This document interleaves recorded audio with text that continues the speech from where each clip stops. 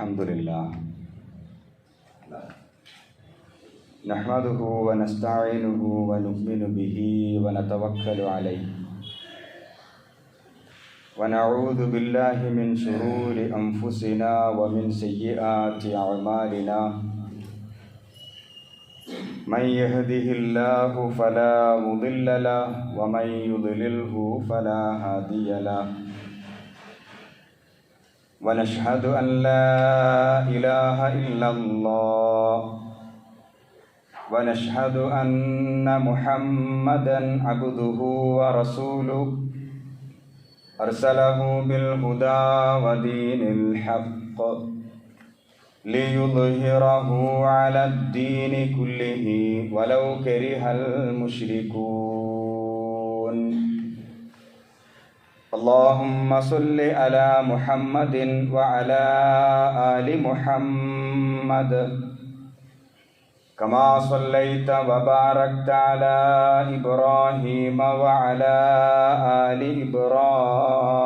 إبراهيم في العالمين إنك حميد مجيد فإن خير الحديث كتاب الله وخير الهدي هدي محمد صلى الله عليه وسلم وشر الأمور محدثاتها وكل محدثة بدعة وكل بدعة ضلالة وكل ضلالة في النار أيها الناس أوصيكم عباد الله وإياي أولا بتقوى الله وأقيموا الصلاة وآتوا الزكاة ولا تكونوا من المشركين قال الله تعالى في قرآنه الكريم قل إن كان آباؤكم وأبناؤكم وإخوانكم وأزواجكم وعشيرتكم وأموال مقترفتموها وتجارة تخشون كسادها ومساكن ترضونها أحب إليكم من الله ورسوله وجهاد في سبيله فتربصوا حتى يأتي الله بأمره والله لا يهدي القوم الفاسقين صدق الله رب اشرح لي صدري ويسر لي أمري وحلل عقدة من لساني يفقهوا قولي إن أريد إلا الإصلاح ما استطعت وما توفيقي إلا بالله عليه توكلت وإليه أنيب സത്യവിശ്വാസികളെ വിശ്വാസിനികളെ അള്ളാഹുവിൻ്റെ കൽപ്പനകൾ പാലിച്ച് മുത്തഖീങ്ങളായി ജീവിക്കണമെന്ന് എന്നോടെന്ന പോലെ നിങ്ങൾ ഓരോരുത്തരോടും ഉപദേശിക്കുന്നു, വസിയത്ത് ചെയ്യുന്നു. അല്ലാഹു സുബ്ഹാനഹു വ തആല യഥാർത്ഥ മുത്തഖീങ്ങളിൽ ഉൾപ്പെടാൻ നാം ഏവരെയും പ്രത്യേകമായി അനുഗ്രഹിക്കുമാറാകട്ടെ. സംഭവിച്ചുപോയ പാകപ്പിഴവുകൾ, ദൗർബല്യങ്ങൾ, പോരായ്മകൾ അള്ളാഹുവിൻ്റെ മഹത്തായ ഫദ്ല് കൊണ്ട് വിട്ടുകൊടുത്ത് മാപ്പാക്കി നൽകുമാറാകട്ടെ. അള്ളാഹുവിൻ്റെ ജന്നാത്തുൽ ഫിർദൗസിലും ഇതുപോലെ ഒരുമിച്ച് കൂടാനുള്ള സൗഭാഗ്യം നമുക്കേവർക്കും അവൻ പ്രദാനം ചെയ്യുമാറാകട്ടെ. കഴിഞ്ഞ ഖുതുബകളിലൊക്കെ സൂചിപ്പിച്ചത് പ്രവാചകൻ സ്വല്ലല്ലാഹു അലൈഹി വസല്ലമയെ സംബന്ധിച്ചായിരുന്നു. യഥാർത്ഥ മുസ്ലിങ്ങളായി നമുക്ക് ജീവിക്കണമെങ്കിൽ അള്ളാഹുവിനെയും അവൻ്റെ റസൂൽ സല്ലല്ലാഹു അലൈഹി വസല്ലമയെയും പരിപൂർണമായി നമ്മൾ അനുസരിക്കേണ്ടതുണ്ട്, പിൻപറ്റേണ്ടതുണ്ട് എന്ന് നമ്മൾ മനസ്സിലാക്കി. വിശുദ്ധ ഖുർആനിൽ പല സന്ദർഭങ്ങളിലായി ആവർത്തിച്ചു വരുന്ന ഒരു പ്രയോഗമാണ് മൻ യുതിഇല്ലാഹ വറസൂൽ എന്നത്.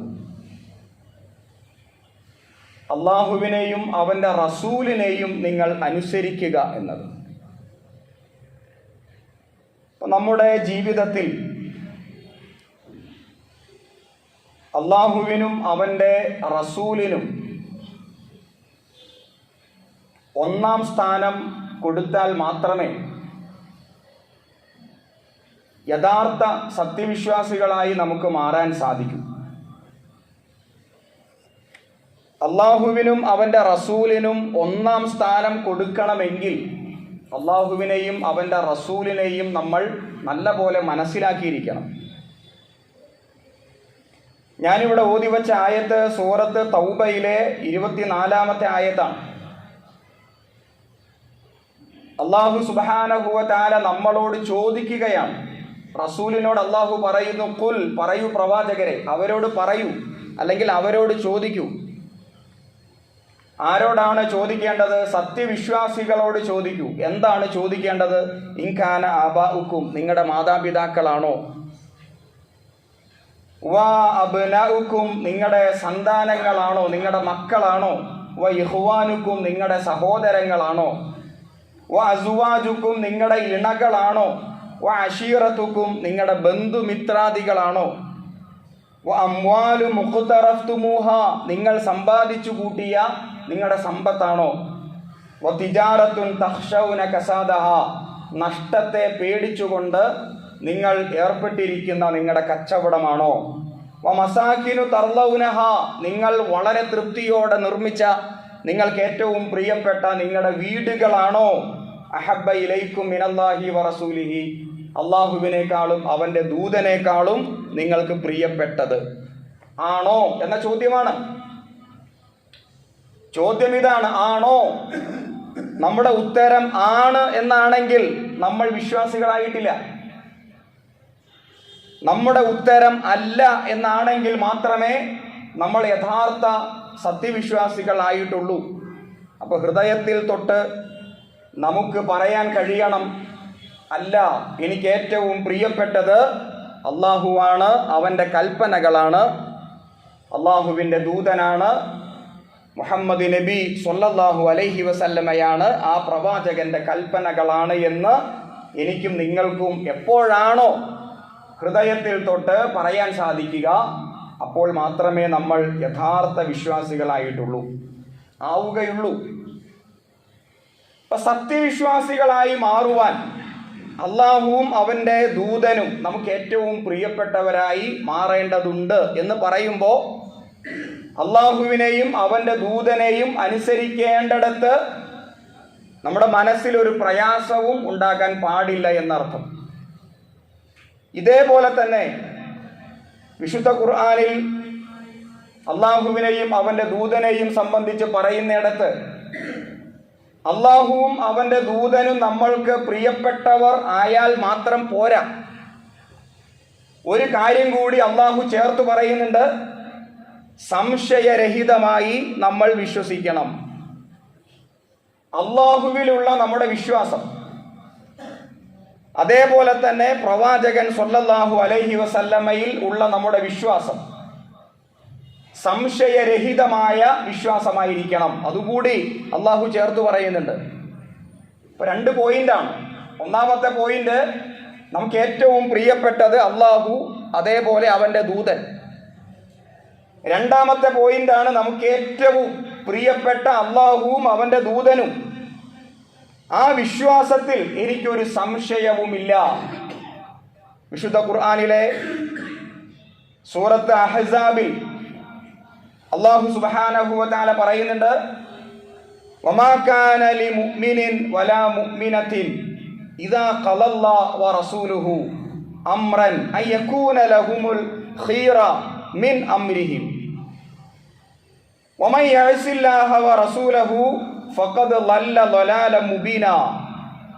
സൂറത്ത് അഹ്സാബിലെ 36-ാമത്തെ ആയത്താണ്. അള്ളാഹു സത്യവിശ്വാസികളെയും സത്യവിശ്വാസിനികളെയും പ്രത്യേകമായി പേരെടുത്ത് പറഞ്ഞുകൊണ്ടാണ് ഇവിടെ കാര്യങ്ങൾ വ്യക്തമാക്കുന്നത്. വമാ കാന ലിമുഅ്മിനിൻ വലാ മുഅ്മിനത്തിൻ, ഒരു സത്യവിശ്വാസിക്കും ഒരു സത്യവിശ്വാസിനിക്കും ഭൂഷണമല്ല. ഇദാ ഖളല്ലാഹു വ റസൂലുഹു, അല്ലാഹുവും അവന്റെ റസൂലും ഒരു തീരുമാനമെടുത്താൽ, അയ്യകൂന ലഹുമുൽ ഖൈറ മിൻ അംരിഹിം, അല്ലാഹുവിൻ്റെയും അവന്റെ ദൂതന്റെയും ആ തീരുമാനത്തിൽ ഒരു നീരസം, ഒരു ഇഷ്ടക്കുറവ് പ്രകടിപ്പിക്കാനായിട്ട് ഒരിക്കലും അത് ഭൂഷണമല്ല. വമയ്യഅസില്ലാഹ വറസൂല, ആരെങ്കിലും അല്ലാഹുവിനെ ധിക്കരിച്ചാൽ, വറസൂലഹു അവന്റെ ദൂതനെ ധിക്കരിച്ചാൽ, ഫഖദ് ളല്ല ളലാല മുബീന, അവരൊക്കെയും വളരെ വ്യക്തമായ വഴികേടിൽ പെട്ടത് തന്നെ. ഇതാണ് ആയത്തിന്റെ അർത്ഥം. സൂറത്ത് അഹ്സാബിലെ 36-ാമത്തെ ഈ ആയത്ത് അവതരിക്കാൻ ഒരു പശ്ചാത്തലമുണ്ട്. നിങ്ങൾക്ക് ഒരു പക്ഷെ അറിയാമായിരിക്കാം. പ്രവാചകൻ സ്വല്ലല്ലാഹു അലൈഹി വസല്ലം ഒരു തീരുമാനം എടുക്കുന്നു. അള്ളാഹുവിന്റെ കൽപ്പന പ്രകാരമാണ് റസൂൽ തീരുമാനം എടുക്കാറുള്ളൂ. സൈനബ് റളിയല്ലാഹു തആല അൻഹ അവരും അതുപോലെ തന്നെ റസൂൽ സല്ലല്ലാഹു അലൈഹി വസല്ലമയുടെ വളർത്തുപുത്രൻ ആയിട്ടുള്ള സെയ്ദ് ബിൻ ഹാരിസ് റളിയല്ലാഹു അൻഹു, ഈ രണ്ടുപേരുടെയും വിവാഹം റസൂൽ തീരുമാനിക്കുന്നു. സെയ്ദ് ബിൻ ഹാരിസ് ആകട്ടെ അടിമ ഒരു വിഭാഗത്തിൽപ്പെട്ട ആളായിരുന്നു. പക്ഷെ പ്രവാചകൻ സ്വല്ലല്ലാഹു അലൈഹി വസല്ലം അദ്ദേഹത്തെ മോചിപ്പിച്ചു. പ്രവാചകൻ സ്വല്ലല്ലാഹു അലൈഹി വസല്ലം അദ്ദേഹത്തെ വളർത്തി. പ്രവാചകന്റെ വളർത്തുപുത്രൻ ആയിട്ട് തന്നെ അദ്ദേഹത്തെ സംരക്ഷിച്ചു. വിവാഹപ്രായം എത്തിയപ്പോൾ സൈനബ് റളിയല്ലാഹു തആല അൻഹ, സൈനബാകട്ടെ ഖുറൈശി കുടുംബത്തിൽപ്പെട്ട മഹദിയാണ്. കുറച്ചൊക്കെ തറവാടിത്തം അവർക്ക് പറയാനുണ്ട്, കുലമഹിമ പറയാനുണ്ട്. സെയ്ദ് ബിൻ ഹാരിസ് ആകട്ടെ തറവാടിത്തം പറയാനില്ല, കുലമഹിമ പറയാനില്ല. അടിമച്ചന്തയിൽ വിൽക്കപ്പെട്ട ഒരു വ്യക്തിയാണ്. സെയ്ദ് ബിൻ ഹാരിസ് റളിയല്ലാഹു തആല അൻഹു സൈനബ് റളിയല്ലാഹു തആല അൻഹയെ വിവാഹം കഴിക്കട്ടെ, ആ ഒരു തീരുമാനം റസൂൽ കരീം സല്ലല്ലാഹു അലൈഹി വസല്ലമ എടുക്കുന്നു. ആ ഒരു തീരുമാനത്തിന്റെ പുറകിൽ ഒരുപാട് യുക്തികളുണ്ട്. ഒരുപാട് കാര്യങ്ങളെ പ്രാക്ടിക്കലായി പഠിപ്പിക്കലാണ്. ഒരു ശരീഅ നിയമത്തെ, ഒരു ഇസ്ലാമിക നിയമത്തെ, ഒരു മത നിയമത്തെ പ്രായോഗികമായിട്ട് പഠിപ്പിക്കലാണ്. പ്രവാചകൻ സ്വല്ലല്ലാഹു അലൈഹി വസല്ലമ തീരുമാനമെടുത്തപ്പോൾ സൈനബ് റളിയല്ലാഹു തആല അൻഹയുടെ കുടുംബക്കാർക്ക് അതിൽ നീരസമുണ്ടായി. എന്താണ് നീരസം? സെയ്ദ് ബിൻ ഹാരിസ് പ്രബല കുടുംബത്തിലെ അംഗമല്ല. സൈനബാകട്ടെ പ്രബല കുടുംബത്തിലെ അംഗമാണ്. ആ പ്രബല കുടുംബത്തിലെ ഒരംഗത്തെ പ്രബലമല്ലാത്ത ഒരു കുടുംബത്തിലെ അംഗത്തിന് വിവാഹം കഴിച്ചു കൊടുക്കുക എന്നത് സാമ്പ്രദായികമായിട്ട് മാമൂലായിട്ട് നടപ്പില്ലാത്ത ഒരു പ്രക്രിയയാണ്. ആ നീരസം ഉണ്ടായപ്പോഴാണ് ഈ ആയത്തിന്റെ അവതരണം. വമാ കാന ലിമുഅ്മിനിൻ, ഒരു സത്യവിശ്വാസിക്ക് ഭൂഷണമല്ല, വലാ മുഅ്മിനത്തിൻ, ഒരു സത്യവിശ്വാസിനിയായ പെണ്ണിനും ഭൂഷണമല്ല. ഇദാ ഖളല്ലാ, അല്ലാഹു തീരുമാനിച്ചാൽ, വ റസൂലുഹു അവന്റെ ദൂതനും തീരുമാനിച്ചാൽ, അംറൻ ഒരു കാര്യത്തെ, അയ്യകൂന ലഹുമുൽ ഖൈറ അവരുടെ മനസ്സിന്റെ അകത്തൊരു നീരസം, മിൻ അംരിഹിം അവരുടെ കൽപ്പനയുമായി ബന്ധപ്പെട്ട്, അള്ളാഹുവിന്റെ കൽപ്പനയുമായി ബന്ധപ്പെട്ട് ഒരു നീരസം ഉണ്ടാകാൻ പാടില്ലാത്തതാകുന്നു. ഇതാണ് അള്ളാഹുവിന്റെ കൽപ്പന.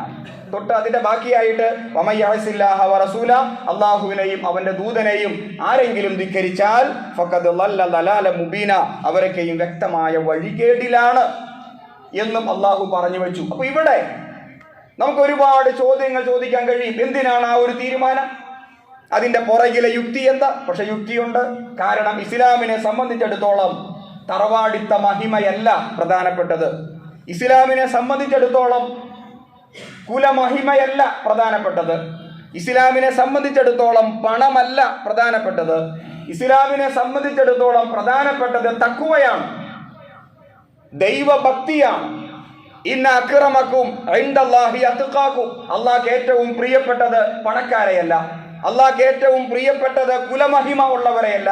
അള്ളാഹ്ക്ക് ഏറ്റവും പ്രിയപ്പെട്ടവൻ ആരാണ്? തഖ്വയുള്ളവനാണ്. അള്ളാഹുവിനെ ഏറ്റവും അധികം സൂക്ഷിക്കുന്നവർ ആരാണോ അവരാണ് അള്ളാഹ്ക്ക് ഏറ്റവും പ്രിയപ്പെട്ടത്. അപ്പോ മനുഷ്യർക്കിടയിൽ മനുഷ്യരായിട്ട് വെച്ചുകെട്ടി ഉണ്ടാക്കിയതാണ് കുലമഹിമ, തറവാടിത്തം. അത് ഇസ്ലാമികമല്ല. അത് പൊളിച്ചു കളയുക, അവിടെ സമത്വം കൊണ്ടുവരിക, തഖ്വയാണ് ഏറ്റവും പ്രധാനപ്പെട്ടത് എന്ന് സ്ഥാപിക്കുക. ഇതായിരുന്നു പടച്ചവനും അവന്റെ ദൂതനും ഉദ്ദേശിച്ചത്. അവിടെയാണ് കുലമഹിമ എന്ന പേരെടുത്ത് പറഞ്ഞിട്ട് ഈ വിവാഹത്തോട് നീരസം അവർ പ്രകടിപ്പിച്ചത്. അവിടെയാണ് പടച്ചവന്റെ ആയത്ത്.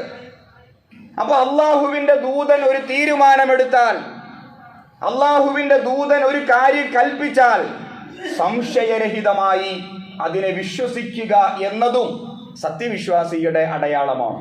അതായത് സത്യവിശ്വാസിയുടെ എന്ന് പറയുമ്പോൾ നമ്മുടെ ഈമാൻ പൂർണ്ണമാകാൻ ആ ഒരു യഥാർത്ഥ വിശ്വാസം ഉണ്ടായേ പറ്റും. ഇതേ ആശയം വരുന്ന മറ്റൊരു ആയത്ത് വിശുദ്ധ ഖുർആനിലെ സൂറത്ത് ഹുജറാത്തിൽ നമുക്ക് കാണാൻ കഴിയും. സൂറത്ത് ഹുജറാത്തിലെ 15-ാമത്തെ ആയത്താണ്.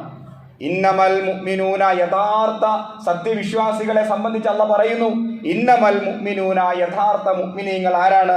അല്ലദീന ആമനു ബില്ലാഹി വറസൂലിഹി, അവർ അല്ലാഹുവിലും അവന്റെ ദൂതനിലും വിശ്വസിക്കുന്നു. സുമ്മലം യർതാബു, അവർക്ക് പിന്നെ സംശയമില്ല, അവർ ഉറച്ചു വിശ്വസിക്കുന്നു. വജാഹദു ബിഅംവാലിഹിം വഅൻഫുസിഹിം ഫീ സബീലില്ലാഹ്, പടച്ചവന്റെ മാർഗ്ഗത്തിൽ സമ്പത്ത് കൊണ്ട് ശരീരം കൊണ്ട് അവർ പണിയെടുക്കുന്നു. ഉലൈക ഹുമുസ് സാദിഖൂൻ, ഈ പറയപ്പെട്ട വിഭാഗമാണ് യഥാർത്ഥ മുത്തഖീങ്ങളായ സത്യസന്ധരായ വിശ്വാസികളെന്ന് അല്ലാഹു സുബ്ഹാനഹു വ തആല സൂറത്ത് ഹുജറാത്തിലും പറഞ്ഞു വയ്ക്കുന്നു. അപ്പൊ അല്ലാഹുവിലും അവന്റെ ദൂതരിലും വിശ്വസിക്കുക എന്ന് പറയുമ്പോൾ അതൊരു കേവല വിശ്വാസമല്ല, മറിച്ച് ആ റസൂൽ എടുത്ത തീരുമാനങ്ങൾ, ആ റസൂലും പടച്ചവനും എടുത്ത തീരുമാനങ്ങൾ അതിൽ യാതൊരു സംശയവുമില്ലാതെ ഉറച്ച, സുമ്മലം യർതാബു, പിന്നെ എനിക്കൊരു സംശയം ഉണ്ടാകരുത്, സംശയമില്ലാത്ത രൂപത്തിൽ അള്ളാഹുവിനെയും അവന്റെ ദൂതനെയും നമുക്ക് അംഗീകരിക്കാനും വിശ്വസിക്കാനും സാധിക്കണം. നമ്മളെപ്പോഴും പ്രാർത്ഥിക്കാറുണ്ട്. സൂറ ബക്കറയിലെ അവസാനത്തെ ആയത്ത് ആമന റസൂൽ എന്ന പേരിൽ എപ്പോഴും നമ്മൾ പ്രാർത്ഥിക്കാറുണ്ട്. അത് വളരെ പ്രബലമായ ഒരു സുന്നത്താണ്. അവിടെ നമ്മൾ പറയുന്ന ഒരു കാര്യമുണ്ട്, സമയന വഅതഅന. എന്താ അതിന്റെ അർത്ഥം? അല്ലാഹുവേ, ഞങ്ങൾ കേട്ടു, ഞങ്ങൾ ഇതാ അനുസരിച്ചിരിക്കുന്നു. അല്ലാഹുവേ, നിന്റെ വചനങ്ങൾ ഞങ്ങൾ ഇതാ കേട്ടു. സമയന, ഞങ്ങൾ കേട്ടു, ഞങ്ങൾക്ക് യാതൊരു സംശയവുമില്ല, ഞങ്ങൾ ഇത് അനുസരിച്ചിരിക്കുന്നു. സമയന, കേട്ടാൽ മാത്രം പോരാ, വഅതഅന, ഞങ്ങൾ അത് അനുസരിക്കാൻ തയ്യാറാണ്. എല്ലാ ദിവസവും റസൂൽ കരീം സല്ലല്ലാഹു അലൈഹി വസല്ലമ ആമന റസൂൽ ഓതുമായിരുന്നു, സമയന വഅതഅന. അതിന്റെ നേരെ ഓപ്പോസിറ്റ് ഉണ്ട്. ഈ റസൂൽ കരീം സല്ലല്ലാഹു അലൈഹി വസല്ലമയുമായി ബന്ധപ്പെട്ട് ചില കപട വിശ്വാസികൾ പ്രവാചകന്റെ ക്ലാസ്സിൽ പങ്കെടുക്കുന്നു. അവർ സമയന ഉറക്കെ പറയും, വഅസൈന പതുക്കെ പറയും. എന്താ സമയന എന്ന വാക്കിന്റെ അർത്ഥം? ഞങ്ങൾ കേട്ടു, പക്ഷെ വഅസൈന, ഞങ്ങൾ ധിക്കരിക്കുന്നു. ഞങ്ങൾ കേട്ടു, പറഞ്ഞ കാര്യമൊക്കെ ശരിയാ, പക്ഷേ വഅസൈന, ഞങ്ങൾക്ക് അനുസരിക്കാൻ താല്പര്യമില്ല എന്ന് ചില കപട വിശ്വാസികൾ പ്രവാചകൻ സല്ലല്ലാഹു അലൈഹി വസല്ലമയുടെ ക്ലാസ്സിൽ പങ്കെടുത്തിട്ട് ഇങ്ങനെയൊക്കെ പറയുമായിരുന്നു. അപ്പൊ നമ്മൾ അങ്ങനെയല്ല. സമയന വഅതഅന, ഞങ്ങൾ കേട്ടു, ഞങ്ങൾ ഇത് അനുസരിക്കുന്നു. റസൂലിന്റെ കൽപ്പനകളെ സംശയരഹിതമായിട്ട് പിൻപറ്റുക, അനുസരിക്കുക എന്നത് സത്യവിശ്വാസികളുടെ പ്രധാനപ്പെട്ട അടയാളത്തിൽ പെട്ടതാണ്. നമ്മൾ ഇനി ചില കാര്യങ്ങളൊക്കെ ഞാൻ കഴിഞ്ഞ ഖുതുബകളിൽ പറഞ്ഞപ്പോൾ മിക്കവർക്കും സംശയങ്ങളുണ്ടായി. ഇപ്പോൾ റസൂൽ കരീം സല്ലല്ലാഹു അലൈഹി വസല്ലമ മിഅ്റാജ് യാത്ര പോയി, ആകാശയാത്ര പോയി, അതിനെ സംബന്ധിച്ച് പറയുകയുണ്ടായി. അതേപോലെ തന്നെ മഹ്ദി ഇമാമുമായി ബന്ധപ്പെട്ട് പറയുകയുണ്ടായി. അതേപോലെ തന്നെ ദജ്ജാലുമായി ബന്ധപ്പെട്ടൊക്കെ റസൂൽ കരീം സല്ലല്ലാഹു അലൈഹി വസല്ലമയുടെ ആ വചനങ്ങൾ നിങ്ങളുടെ ശ്രദ്ധയിൽപ്പെടുത്തുകയുണ്ടായി. ഇപ്പോൾ പ്രവാചകൻ മിഅ്റാജ് പോയത് ഒരു ഉദാഹരണമായി പറയാം. റസൂൽ കരീം സല്ലല്ലാഹു അലൈഹി വസല്ലമ ഒരു സുപ്രഭാതത്തിൽ വന്നിട്ട് സഹാബിമാരോട് പറയുകയാണ്, ഞാൻ ഇന്നലെ 7 ആകാശവും കടന്ന് അള്ളാഹുവിന്റെ അടുക്കലേക്ക് പോയി, എന്നിട്ട് ഇതാ തിരിച്ചു വന്നിരിക്കുന്നു.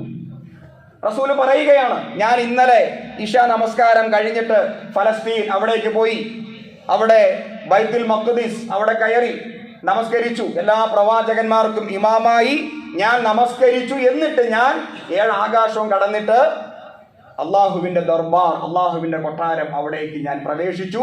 ഞാൻ അള്ളാഹുവുമായിട്ട് സംസാരിച്ചു എന്ന് പ്രവാചകൻ പറയുകയാണ്. അപ്പോൾ നമ്മുടെ ഒരു മാനസികാവസ്ഥ എന്തായിരിക്കും? ഇപ്പോഴാണ് റസൂൽ വന്നിട്ട് അങ്ങനെ പറയുന്നത്. ഞാൻ പോയി എന്നല്ല പറഞ്ഞത്, എന്നെ എൻ്റെ റബ്ബ് കൊണ്ടുപോയി എന്നാണ് പറഞ്ഞത്. അപ്പോൾ നബി സല്ലല്ലാഹു അലൈഹി വസല്ലം വന്നിട്ട് അങ്ങനെ പറഞ്ഞപ്പോൾ അബൂബക്കർ സിദ്ദീഖ് റളിയല്ലാഹു അൻഹു അത് കേട്ടപാടെ സദഖ്ത, താങ്കൾ സത്യം പറഞ്ഞിരിക്കുന്നു, താങ്കൾ പറഞ്ഞ കാര്യം ക്ലിയർ ആണ്, എന്നെ എൻ്റെ റബ്ബ് കൊണ്ടുപോയി എന്നാ പറഞ്ഞത്. അപ്പോൾ അബൂബക്കർ സിദ്ദീഖ് റളിയല്ലാഹു അൻഹു അത് അങ്ങനെ തന്നെ വിശ്വസിക്കുകയാണ്. ഇന്നേ വരെ കള്ളം പറയാത്ത, അത് പ്രവാചകനാകുന്നതിന് മുമ്പ് വരെ കള്ളം പറഞ്ഞിട്ടില്ലാത്ത ഒരു പ്രവാചകനായ ശേഷം അള്ളാഹുവിൻ്റെ പേരിൽ അദ്ദേഹം കള്ളം പറയുകയില്ല. അബൂബക്കർ സിദ്ദീഖ് റളിയല്ലാഹു അൻഹു അംഗീകരിക്കുന്നു. സദഖ്ത, താങ്കൾ സത്യം പറഞ്ഞു. പക്ഷേ നബി സല്ലല്ലാഹു അലൈഹി വസല്ലം ഈ കാര്യം പറഞ്ഞപ്പോൾ ഈമാൻ കുറഞ്ഞ, വിശ്വാസം കുറഞ്ഞ ചില മുസ്ലിങ്ങൾ അതെങ്ങനെ പോയി, അതെങ്ങനെ സാധ്യമായി?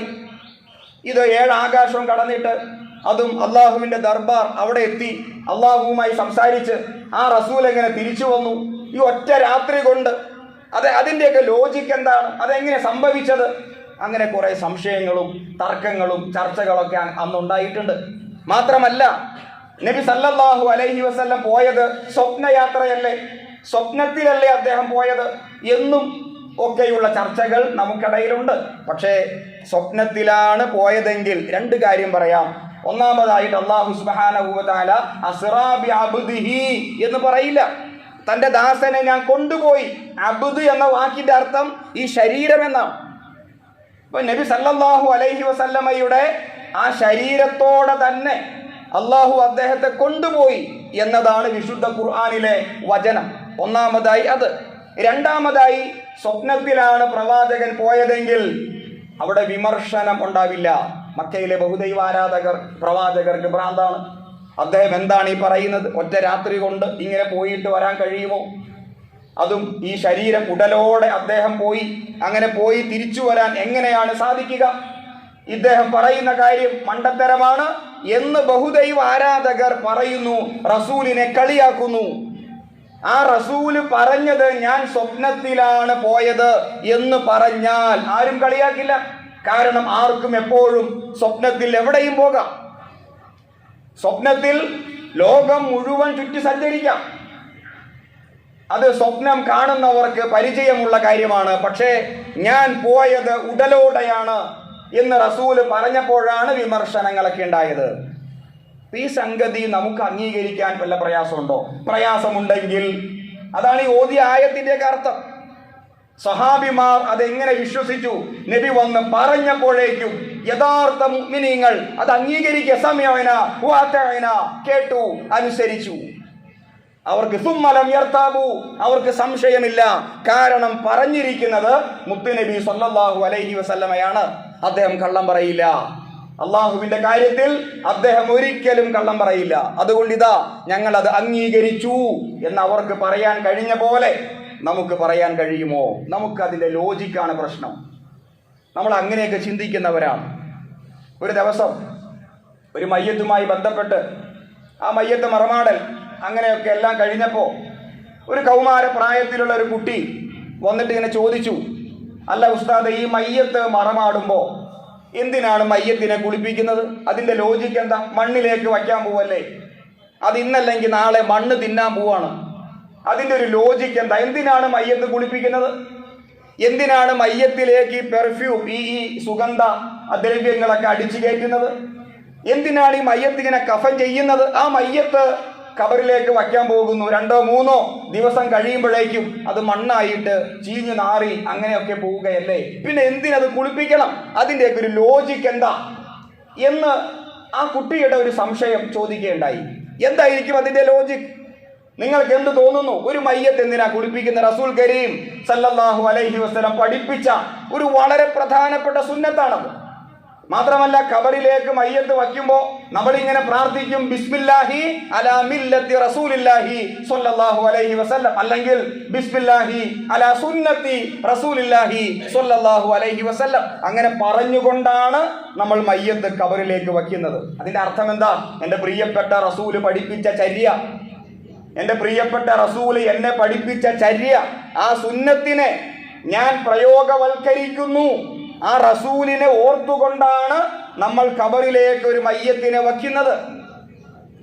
റസൂലിന്റെ സുന്നത്തിനെ അവിടെ നമ്മൾ ജീവിപ്പിക്കുന്നു. എന്തായിരിക്കും അതിന്റെ ലോജിക്ക്? നിങ്ങൾക്ക് എന്താ തോന്നുന്നത്? ഒന്നും പറയാൻ കഴിയില്ല. ആ ചോദ്യത്തിന്റെ ഉത്തരം എന്താ? മറുപടിയില്ല. അപ്പൊ ബുദ്ധി കൊണ്ട് ചിന്തിച്ചാൽ ശരിയല്ലേ?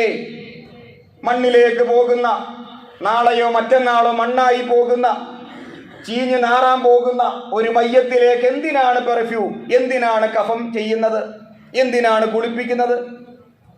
പക്ഷെ അല്ലാഹു സുബ്ഹാനഹു വ തആല പറഞ്ഞിരിക്കുന്നു, റസൂല് പറഞ്ഞിരിക്കുന്നു, ആദരവോടെ മയ്യത്തിനെ മറമാടണം. അതിനപ്പുറത്തേക്ക് നമുക്ക് ചിന്തിക്കാനേ കഴിയില്ല. അതിന്റെ ലോജിക്ക്, അതിന്റെ ബുദ്ധി എന്താ നമുക്കറിയില്ല. ഇതേ ചോദ്യം മഹാനായ പ്രവാചകൻ സ്വല്ലല്ലാഹു അലൈഹി വസല്ലം അദ്ദേഹത്തിന്റെ കാലഘട്ടത്തിൽ മക്കയിലെ ബഹുദൈവ ആരാധകർ ചോദിക്കുകയാണ്. ചോദ്യം എന്താ? റസൂല് പറയുന്നു ഈ വഹ്യ് വരുന്നുണ്ട്. റസൂല് പറയ എനിക്ക് വഹ്യ് വരുന്നു. എന്താ അതിന്റെ ലോജിക്ക്? റസൂലിന് വഹ്യ് വരുന്നു, ആരും കണ്ടിട്ടില്ല. ആയിഷ ബീവി റളിയല്ലാഹു തആല അൻഹ പറയുന്നു, വഹ്യ് വരുമ്പോ റസൂലിന്റെ ഭാരം വർദ്ധിക്കും, നെറ്റിത്തടം വിയർക്കും, എനിക്കത് അനുഭവപ്പെടും. എന്റെ മടിയിൽ കിടക്കുമ്പോഴാണ് വഹ്യ് വരുന്നത് എങ്കിൽ പ്രവാചകന് കനം അല്പം കൂടി വർദ്ധിക്കും. ഇതൊക്കെ ആയിഷ ബീവി ഇങ്ങനെ പറയുന്നുണ്ട്. പക്ഷെ ആരും കണ്ടിട്ടില്ല. ഇതെങ്ങനെ? ജിബ്രീൽ അലൈഹിസ്സലാം വന്നിട്ട് പ്രവാചകന്റെ ഹൃദയത്തിലേക്ക് ഈ സന്ദേശം എങ്ങനെ കൊടുക്കുന്നു? അതും അക്ഷരാഭ്യാസമില്ലാത്ത, എഴുത്തും വായനയും അറിയാത്ത, അലിഫ് ബാ എന്ന് കൂട്ടി വായിക്കാൻ പോലും അറിയാത്ത ഉമ്മിയായ നിരക്ഷരനായ പ്രവാചകൻ വളരെ കൃത്യമായി, വ്യക്തമായി, തജ്വീദോടെ വളരെ മനോഹരമായി ഈ വിശുദ്ധ ഖുർആൻ എങ്ങനെ പാരായണം ചെയ്യുന്നു, അതെങ്ങനെ മറ്റുള്ളവരെ പഠിപ്പിക്കുന്നു? അത്ഭുതമായി. മക്കയിലെ ബഹുദൈവ ആരാധകർ പ്രവാചകന്റെ അടുക്കിലേക്ക് വന്നിട്ട്, സൂറത്ത് ഇസ്രായിലെ 85-ാമത്തെ ആയത്താണ്. പ്രവാചകന്റെ അടുക്കിലേക്ക് വന്ന് ചോദിക്കുക, യസ്അലൂനക അനിർ റൂഹ്, റൂഹിനെ സംബന്ധിച്ച് നിന്നോട് അവർ ചോദിക്കുന്നു. എന്താണ് റൂഹിന്റെ അർത്ഥം? മലക്ക് ജിബ്രീൽ അലൈഹിസ്സലാമാണ്. എങ്ങനെയാണ് വഹ്യ് വരുന്നത്? ഈ റൂഹ് എന്ന് പറയുന്ന മലക്ക് ജിബ്രീൽ അലൈഹിസ്സലാം വന്നിട്ട് നിന്റെ ഹൃദയത്തിലേക്ക് എങ്ങനെ ഈ വഹ്യിനെ സന്നിവേശിപ്പിക്കുന്നു? അതിന്റെ ഒക്കെ യുക്തി എന്താ? അതിന്റെ ലോജിക്ക് എന്താ? അതെങ്ങനെ സംഭവിക്കുന്നു എന്ന് ചോദിച്ചപ്പോ റസൂൽ കരീം സല്ലല്ലാഹു അലൈഹി വസല്ലം മൗനമായി. അദ്ദേഹം അള്ളാഹുവിന്റെ കൽപ്പനയ്ക്ക് വേണ്ടി കാത്തുനിന്നു. അള്ളാഹു പറഞ്ഞു കൊടുത്തു, ഖുൽ, പറയൂ പ്രവാചകരെ, ഈ സംശയമുള്ളവർക്ക് പറഞ്ഞു കൊടുക്കൂ, അർറൂഹു മിൻ അംരി റബ്ബി, റൂഹ് എന്ന് പറയുന്നത് അഥവാ വഹ്യ് എന്ന് പറയുന്നത് അള്ളാഹുവിന്റെ ഒരു കൽപ്പനയിൽപ്പെട്ട സംഗതിയാണ്. അത് അള്ളാഹുവിങ്കൽ നിന്നുള്ള ഒരു യാഥാർത്ഥ്യമാണ്. അത്രയും പറഞ്ഞു കൊടുത്താൽ മതി, വേറൊന്നും പറയണ്ട. വമാ ഊതീതും മിൻ ഇൽമിൻ, അതുകൂടി ചേർത്ത് പറയണം. വമാ ഊതീതും മിൻ ഇൽമിൻ, നിങ്ങൾക്ക് നൽകപ്പെട്ടിട്ടുള്ള അറിവ് ഇല്ല ഖലീല, കുറച്ചു മാത്രമാണ്. ഇപ്പൊ കാര്യം ബോധ്യപ്പെട്ടില്ലേ? നമ്മൾ യുക്തി കൊണ്ട് ചിന്തിച്ചിട്ട് എല്ലാം ശരിയായാൽ മുസ്ലിം ആവുക എന്നാണോ നിങ്ങളുടെ വിചാരം? എന്നാൽ നിങ്ങൾക്ക് ഒരിക്കലും മുസ്ലിം ആകാൻ സാധ്യമല്ല. യുക്തി കൊണ്ട് ചിന്തിച്ച് എന്റെ യുക്തിക്ക് ബോധ്യപ്പെട്ടാലേ ഞാൻ മുസ്ലിം ആവുകയുള്ളൂ എന്നാണോ നിങ്ങളുടെ വിചാരം? ഒരിക്കലും നിങ്ങൾക്ക് മുസ്ലിം ആകാൻ സാധ്യമല്ല. കാരണം യുക്തിക്ക് അപ്പുറമാണ് ഇസ്ലാം.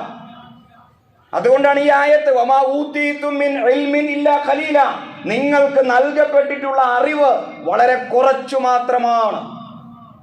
അതുകൊണ്ട് റൂഹിനെ സംബന്ധിച്ച് അറിയില്ല. ഇനി റൂഹുമായി ബന്ധപ്പെട്ട് മറ്റൊരു വ്യാഖ്യാനമുണ്ട്. ആ വ്യാഖ്യാനം ആത്മാവുമായി ബന്ധപ്പെട്ടതാണ്. നമ്മുടെ ആത്മാവ്, ശരിക്കും എൻ്റെ ആത്മാവ് എവിടെ? അത് എവിടെ ഇരിക്കുന്നു? ഞാൻ എന്ന് പറയുന്ന വ്യക്തി ഈ ബോഡി അല്ലല്ലോ. മരിച്ചു കഴിയുമ്പോൾ എൻ്റെ ആത്മാവ് മറ്റൊരു ലോകത്തേക്ക് പ്രവേശിക്കുന്നു, ആലമുൽ അർവാഹ്. അപ്പൊ ഈ ആത്മാവ് എന്ന് പറയുന്ന സംഗതി എന്താ? അങ്ങനെ ഈ വ്യാഖ്യാനമുണ്ട്. ആത്മാവ് എന്ന് പറഞ്ഞാൽ എന്താ? ഇതാണ് യസ്അലൂനക അനിർ റൂഹ്. അങ്ങനെയും ഈ ആയത്തിന് വ്യാഖ്യാനമുണ്ട്. എന്താണ് ആത്മാവ്? അതിന്റെ രൂപം എങ്ങനെ? അതിന്റെ ഘടന എന്താ? അതിന്റെ പ്രത്യേകത എന്താ? അപ്പോ അല്ലാഹു സുബ്ഹാനഹു വ തആല പറഞ്ഞു കൊടുക്കുന്നു, ചോദിക്കണ്ട, അത് അള്ളാഹുവിന്റെ കാര്യമാണ്. അത്രയും കടന്ന് ചിന്തിക്കണ്ട, അതിന്റെ ലോജിക്കൊന്നും നിങ്ങൾക്ക് തിരിയില്ല. അതുകൊണ്ട് തൽക്കാലം വിശ്വസിക്കുക, ആത്മാവുണ്ട്, വിശ്വസിക്കുക, അത്രമാത്രം മതി. അതിനപ്പുറത്തേക്ക് നിങ്ങൾക്ക് മനസ്സിലാവില്ല. വമാ ഊതീതും മിൻ ഇൽമിൻ ഇല്ലാ ഖലീൽ. എത്ര വികാസം പ്രാപിച്ചു ടെക്നോളജി അല്ലെങ്കിൽ ശാസ്ത്രം, എത്ര പുരോഗതി പ്രാപിച്ചു എന്ന് പറഞ്ഞാലും നിങ്ങൾക്ക് നൽകപ്പെട്ടിട്ടുള്ള അറിവ് പരിമിതമാണെന്ന് പടച്ചോൻ പറയുന്നു. അതുകൊണ്ട് എൻ്റെ യുക്തിക്ക് അത് ശരിയാകുന്നില്ല, ഞാൻ ചിന്തിച്ചിട്ട് മനസ്സിലാകുന്നില്ല, അതുകൊണ്ട് എനിക്കതിൽ വിശ്വാസമില്ല എന്ന് ആരെങ്കിലും പറഞ്ഞാൽ അവന്റെ ഈമാൻ പൂർണ്ണമായിട്ടില്ല. എനിക്കത് ഉൾക്കൊള്ളാൻ പറ്റില്ല. എനിക്ക് എന്തുകൊണ്ടത് മനസ്സിലാകുന്നില്ലെങ്കിൽ പഠിക്കണം. എനിക്കത് മനസ്സിലായില്ല എങ്കിൽ പഠിക്കണം. എന്താണ് ഈ സംഗതി, എനിക്ക് തിരിഞ്ഞില്ലെങ്കിൽ പഠിക്കാൻ ഒരുപാട് അവസരങ്ങളുണ്ട്, പഠിച്ചേ പറ്റൂ. സുമ്മലം യർത്താബു, സംശയമില്ലാതെ സത്യവിശ്വാസിയായേ പറ്റൂ. ഇതാണ് പടച്ചവന്റെ നിലപാട്. സഹാബിമാർ അങ്ങനെയായിരുന്നു. എനിക്ക് മനസ്സിലാകുന്നില്ല, എൻ്റെ ബുദ്ധിക്ക് ചേരുന്നില്ല, അതുകൊണ്ട് ഞാൻ അംഗീകരിക്കില്ല എന്ന് നമ്മൾ ആരെങ്കിലും പറഞ്ഞാൽ നമ്മൾ അറിയാതെ ഇസ്ലാമിൽ നിന്ന് പുറത്തു പോയിക്കൊണ്ടിരിക്കുകയാണ്. എല്ലാം അങ്ങനെ ചിന്തിച്ചു കൂട്ടി ഇപ്പോൾ ഒരുപാട് വീഡിയോ ക്ലിപ്പുകളൊക്കെ ഇറങ്ങുന്നുണ്ടല്ലോ. ഒരുപാട് ആളുകൾ ഈ ഉസ്താദ് വേഷം കെട്ടി ഇങ്ങനെ സംസാരിച്ചുകൊണ്ടിരിക്കുക. അപ്പോൾ അവർ ഓരോന്ന് എടുത്തിട്ട് ഇങ്ങനെ വളരെ ബുദ്ധിപൂർവം ഇങ്ങനെ സംസാരിക്കുന്നു. അത് കേൾക്കുമ്പോൾ നമ്മൾക്ക് തോന്നാം അതല്ലേ ശരി, ഇതല്ലേ ശരി, ആകപ്പാടെ സംശയം, ഇപ്പൊ ഏതാ ശരി. അങ്ങനെയല്ല, കൃത്യമായിട്ട് കാര്യങ്ങളെ മനസ്സിലാക്കി അല്ലാഹു സുബ്ഹാനഹു വ തആല പറഞ്ഞ പോലെ സംശയരഹിതമായിട്ട് അള്ളാഹുവിൻ്റെ ദൂതൻ പറഞ്ഞാൽ, അള്ളാഹു പറഞ്ഞാൽ പിന്നെ എനിക്കതിൽ യാതൊരു സംശയവുമില്ല. അങ്ങനെ വിശ്വസിക്കുമ്പോഴാണ് നമുക്ക് യഥാർത്ഥ സത്യവിശ്വാസികളാകാൻ പറ്റുകയുള്ളൂ. ഒരുപാട് ആയത്തുകൾ വേറെയുമുണ്ട്, ഒരുപാട് ഹദീസുകൾ വേറെയുമുണ്ട്. സമയത്തിന്റെ ഒരു പരിമിതി കൊണ്ടാണ് തൽക്കാലം അവസാനിപ്പിക്കുന്നത്. പറയാനുള്ള കാര്യം ഒരു ആയത്ത് കൂടി പറഞ്ഞ് അവസാനിപ്പിക്കാം. അഫതുമിനൂന ബിബഅദിൽ കിതാബി വതക്ഫുറൂന ബിബഅദ്. വിശുദ്ധ ഖുർആനിലെ ചില കാര്യങ്ങൾ അംഗീകരിക്കുക, ചില കാര്യങ്ങൾ അംഗീകരിക്കാതിരിക്കുക എന്ന് പറഞ്ഞാൽ അള്ളാഹു പറഞ്ഞ ചില കാര്യങ്ങളെ അംഗീകരിക്കാം, ചില കാര്യങ്ങൾ അംഗീകരിക്കില്ല. ഇങ്ങനെയാണോ നിങ്ങൾ, അള്ളാഹുവിന്റെ ചോദ്യമാണ്, ഇങ്ങനെയാണോ നിങ്ങൾ? വേറെ ആയത്ത്, ഉദ്ഖുലൂ ഫിസ്സിൽമി കാഫ, നിങ്ങൾ സമ്പൂർണമായി പരിപൂർണമായി ഇസ്ലാമിലേക്ക് പ്രവേശിക്കുക. അവിടെയും തൊടാതെ ഇവിടെയും തൊടാതെ, അവിടെയാണോ അവിടെ, ഇവിടെയാണോ ഇവിടെ, അങ്ങനെ നിൽക്കാതെ പൂർണ്ണമായിട്ട് ഒരു സംശയവുമില്ലാതെ കറകളഞ്ഞ മുസ്ലിമായിട്ട് ഇസ്ലാമിലേക്ക് പ്രവേശിക്കുക. അങ്ങനെ ഈ പടച്ചോൻ പറയുന്നു. അതുകൊണ്ട് പ്രിയ സഹോദരങ്ങളെ, സഹോദരികളെ, നമ്മുടെ ഈമാനിനെ ഒന്നുകൂടി പരിശോധിക്കണം. മുഹമ്മദ് മുസ്തഫ സല്ലല്ലാഹു അലൈഹി വസല്ലം പറഞ്ഞ കാര്യത്തിൽ നമുക്ക് എന്തെങ്കിലും സംശയമുണ്ടെങ്കിൽ ആ സംശയത്തെ ദൂരീകരിക്കണം. അള്ളാഹുവിൻ്റെ ഏതെങ്കിലും ഒരു വചനം നമുക്ക് സംശയമുണ്ടെങ്കിൽ ആ സംശയം മാറ്റിയെടുക്കണം. കറകളഞ്ഞ വിശ്വാസിയാകാൻ നമുക്ക് സാധിക്കണം. പടച്ച തമ്പുരാൻ അനുഗ്രഹിക്കുമാറാകട്ടെ. വാഖിറു ദഅവതി അനിൽ ഹംദുലില്ലാഹി റബ്ബിൽ ആലമീൻ.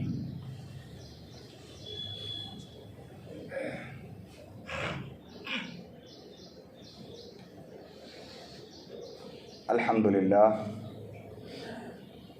നഹ്മദുഹു വനസ്തഈനുഹു വനുഅ്മിനു ബിഹി വനതവക്കലു അലൈഹി ونعوذ بالله من شرور أنفسنا ومن سيئات أعمالنا من يهده الله فلا مضل له ومن يضلله فلا هادي له ونشهد أن لا إله إلا الله ونشهد أن محمدا عبده ورسوله أرسله بالهدى ودين الحق ليظهره على الدين كله ولو كره المشركون.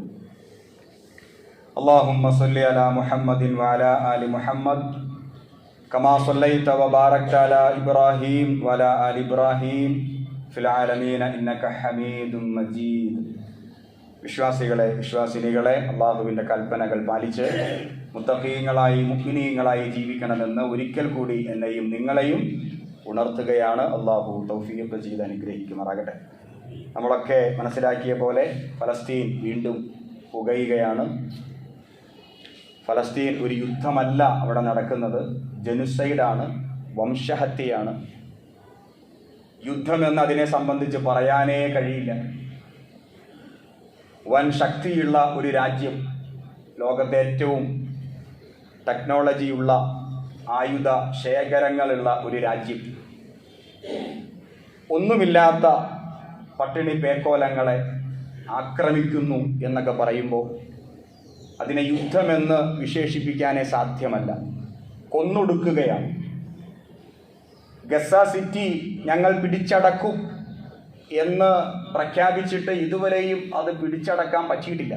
അതെന്തുകൊണ്ട് എന്ന് ചിന്തിച്ചിട്ട് ഉത്തരം കിട്ടുന്നില്ല. അരമണിക്കൂർ കൊണ്ട് ഗസ സിറ്റി പിടിച്ചെടുക്കാൻ ശേഷിയുണ്ട് ഇസ്രായേൽ എന്ന രാഷ്ട്രത്തിന്. അരമണിക്കൂർ വേണ്ട, അത്രയ്ക്ക് സൈനിക സെറ്റപ്പും ടെക്നോളജി അവർക്കുണ്ട്. പുറകിൽ അമേരിക്കയുണ്ട്. പക്ഷെ ഇന്നലെ പറഞ്ഞു, മിനിഞ്ഞാന്ന് പറഞ്ഞു, ഒരാഴ്ചയായി പറയുന്നു, ഇതുവരെയും ഈ കൂർഗ് ജില്ല അതിൻ്റെ അത്രയും പോലുമില്ലാത്ത ഗസ സിറ്റിയെ എന്തുകൊണ്ട് പൂർണ്ണമായിട്ട് പിടിച്ചടക്കി ഞങ്ങളുടെ കൊടി അവിടെ നാട്ടി എന്ന് അവർക്ക് പറയാൻ പറ്റുന്നില്ല. ആകാശത്തിലൂടെ കരയിലൂടെ ഒക്കെ യുദ്ധമാണ്, ബോംബ് വർഷിക്കുകയാണ്. പക്ഷെ എന്തുകൊണ്ട് സാധിക്കുന്നില്ല? അതൊരു ചോദ്യമാണ്. ആ ചോദ്യത്തിൻ്റെ ഉത്തരം എനിക്കും അറിയില്ല, നിങ്ങൾക്കും അറിയില്ല. എന്തുകൊണ്ട് കഴിയുന്നില്ല? ഇത്ര വലിയൊരു സൈനിക ശക്തി വളരെ പെട്ടെന്ന് അവിടെ ചെന്ന് എല്ലാവരും ഒഴിപ്പിച്ച് കുറേ പേരെ കൊന്ന് കുറേ പേരെ ബന്ദിയായി പിടിച്ച് ഗസ സിറ്റി പിടിച്ചെടുത്തു എന്ന് അവർക്കതിന് കഴിയും. അതിനുള്ള സൈനിക സെറ്റപ്പ് അവർക്കുണ്ട്. പക്ഷെ ഇതുവരെയും ഗസ സിറ്റിയിൽ പൂർണ്ണമായ നിയന്ത്രണം ഇസ്രായേൽ സൈന്യത്തിന് കിട്ടിയിട്ടില്ല. ഉച്ച കഴിഞ്ഞിന് എനിക്കറിയില്ല, ഇതുവരെയും കിട്ടിയിട്ടില്ല. അതെന്തുകൊണ്ട് നമുക്കറിയില്ല. ഏതാണെങ്കിലും നമുക്ക് നിരാശയുണ്ട്. മുസ്ലിം ലോകമാകെ നിരാശയിലാണ്. എന്താണ് പടച്ചവൻ സഹായിക്കാതെ? നമ്മൾ എത്രമാത്രം പ്രാർത്ഥിച്ചു, ദുആയോട് ദുആയാണ്, കണ്ണീരൊലിപ്പിച്ച് പ്രാർത്ഥിച്ചു. ഇതെന്താ റബ്ബ് സ്വീകരിക്കാതെ? ഇത് മനസ്സിലാകണമെങ്കിൽ നമുക്ക് ചരിത്രബോധം ഉണ്ടാവണം. വിശുദ്ധ ഖുർആനിലെ ഒരു ആയത്ത്, ജഅൽ ഹഖ് വസഹഖൽ ബാത്തിൽ ഇന്നൽ ബാത്തില കാന സഹൂഖ. സത്യം വന്നു, അസത്യം തകർന്നു. അസത്യം തകർന്ന് തരിപ്പണമാവുക തന്നെ ചെയ്യും. ഇതല്ല പറഞ്ഞ കാര്യം. ഈ ആയത്ത് ഇറങ്ങുമ്പോൾ സത്യവിശ്വാസികളൊക്കെ മുഖത്തോട് മുഖം നോക്കി അന്ന് മക്കയിൽ വെച്ചിട്ട്. എന്താ കാരണം? ക്രൂരമായ മർദ്ദനങ്ങൾ ഏറ്റുവാങ്ങുന്നു. വിജയത്തിന്റെ ഒരു കണിക പോലും പ്രതീക്ഷയില്ല. അപ്പൊ അല്ല പറയാ, ഇതാ നിങ്ങൾ വിജയിക്കാൻ പോകുന്നു എന്ന്. ആരോട്? മുസ്ലിം സമുദായത്തോട്. ഈ ആയത്ത് ഇറങ്ങുമ്പോൾ സത്യവിശ്വാസികളൊക്കെ ആകെ അത്ഭുതപ്പെട്ടിട്ട് ഇങ്ങനെ, ഇതെന്താ ഈ പടച്ചവൻ പറയുന്നത്? വിജയത്തിന്റെ ഒരു കണിക പോലും, എവിടെയും ഒരു പ്രതീക്ഷ പോലുമില്ല. സത്യനിഷേധികൾ വിജയിച്ചു നിൽക്കുകയാണ്. അവരെ തോൽപ്പിക്കാനുള്ള ഒരു അധികാരമോ ശക്തിയോ സത്യവിശ്വാസികൾക്കില്ല. എടുക്കാൻ ഒരു ആയുധം പോലും ഇല്ല. ആ സമയത്താ പടച്ചവൻ പറയുന്നത്, ജഅൽ ഹഖ് വസഹഖൽ ബാത്തിൽ. സത്യം ഇതാ വന്നു കഴിഞ്ഞു, ബാത്തിൽ അഥവാ അസത്യം ഇതാ തകരാൻ പോകുന്നു. ഇന്നൽ ബാത്തില കാന സഹൂഖ. തീർച്ചയായിട്ടും അസത്യം തകരുക തന്നെ ചെയ്യുമെന്ന് പറഞ്ഞപ്പോൾ അവർക്ക് അത്ഭുതമായി. പക്ഷേ 6-7 കൊല്ലം കഴിഞ്ഞപ്പോ മുഹമ്മദ് നബി സല്ലല്ലാഹു അലൈഹി വസല്ലമ വിജയ ശ്രീലാളിതനായി ഒട്ടകത്തിന്റെ പുറത്ത് സുജൂദിൽ കിടന്നുകൊണ്ട് അള്ളാഹുവിന് നന്ദി പ്രകാശിപ്പിച്ചുകൊണ്ട് മക്കയിലേക്ക് പ്രവേശിക്കുന്ന ഒരു കാഴ്ച അവർ കണ്ടു. അപ്പൊ നമുക്കും അതേ പറയാനുള്ളൂ. പടച്ചവൻ ഇടപെട്ടാൽ അത് അള്ളാഹുവിന്റെ പ്രകൃതിയാണ്. ചരിത്രത്തിൽ മുസ്ലിങ്ങൾ അനുഭവിച്ച കൊടിയ മർദ്ദനങ്ങളൊക്കെ ഉണ്ട്. അത് വിശുദ്ധ ഖുർആൻ പറയുന്നുണ്ട്. നമ്മെ പൂമാലയിട്ട് ആരും സ്വീകരിക്കില്ല. സത്യമാർഗത്തിൽ നമുക്ക് ത്യജിക്കേണ്ടി വരും. നമ്മൾ എത്ര ഇസ്ലാമിനെ മുറുകെ പിടിക്കുന്നുവോ അത്രയും നമുക്ക് ത്യാഗം സഹിക്കേണ്ടി വരും. ആ ത്യാഗമാണ് ലോകാടിസ്ഥാനത്തിൽ മുസ്ലിങ്ങളൊക്കെ സഹിച്ചുകൊണ്ടിരിക്കുന്നത്. കാരണം അനീതിയുടെയും അക്രമത്തിന്റെയും വക്താക്കളാണ് ലോകത്തെ നിയന്ത്രിച്ചു കൊണ്ടിരിക്കുന്നത്. അപ്പൊ ഇത് മുഹമ്മദ് നബി സല്ലല്ലാഹു അലൈഹി വസല്ലമയോട് പണ്ട് മക്കയിലെ മുസ്ലിങ്ങൾ ചോദിച്ചൊരു ചോദ്യമുണ്ട്. പ്രവാചകരെ, സഹിക്കവയ്യ, എപ്പോഴാണ് സഹായം? മത്താ നസ്റുല്ലാ, എപ്പോഴാ പടച്ചവൻ സഹായിക്കുക? ഞങ്ങളിങ്ങനെ പ്രാർത്ഥിക്കുന്നു, സഹായിക്കുന്നില്ലേ? അപ്പൊ റസൂൽ അവരെ സാന്ത്വനിപ്പിച്ചുകൊണ്ട് പറഞ്ഞു, സോബർ, നിങ്ങൾ ക്ഷമിക്കുക. അലാ ഇന്ന നസ്റല്ലാഹി ഖരീബ്.